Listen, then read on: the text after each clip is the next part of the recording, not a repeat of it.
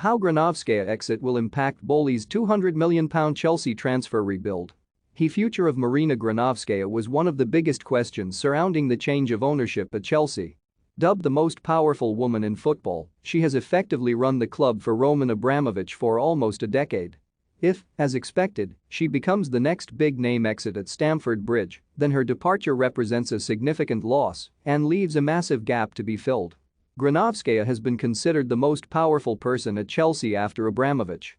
Many people assumed she would leave after the Russian billionaire put Chelsea up for sale, but interested buyers were aware of how highly rated she is within the game. With Chelsea facing a tough summer and playing catch-up in the transfer market, Thomas Tuchel's preference was for Granovskaia to stay on as a director for the rest of the window. He wanted her to oversee transfers for at least the summer to ensure some continuity during any handover process following the Todd Boehly takeover. But, after Chelsea announced yesterday that Bruce Buck will leave his post as chairman, Granovskaia is also set to be the next high-profile exit as the new regime takes shape. A statement from Chelsea regarding the timing of her departure is expected soon, but it is anticipated she will leave before the transfer window closes. Granovskaia leaving represents a blow to manager Tuchel, who has struck up a close working relationship with the transfer chief and knows Chelsea face a huge summer as they embark on the rebuild required to return them to the top of English football. Buck was not integral to the decision-making process under Abramovich, but the departure of Granovskaia will have an immediate impact on the day-to-day running of the club. The Russian-Canadian executive has worked at Chelsea since 2010 and has looked after transfers and player contracts since 2013. Last year, she was named Best Club Director in European football, underlining her importance to the club. Standard Sport reported last month that Boehly would personally oversee Chelsea's transfer drive and plans to spend much of the summer in the UK to ensure his new club are in a position to challenge Manchester City and Liverpool next season. The pressure is now on new Chelsea owner Todd Boehly to spearhead a transfer rebuild. It is clear Boehly, who is likely to fill the roles left by both Granovskaia and Buck, plans to be very hands-on in the job, and he wants to give Tuchel more power over recruitment. Chelsea are expected to confirm their new board soon, and getting new appointments right will be key. Businessman Jonathan Goldstein will give the new owners a London presence, while there could also be roles for Daniel Finkelstein and Barbara Charon.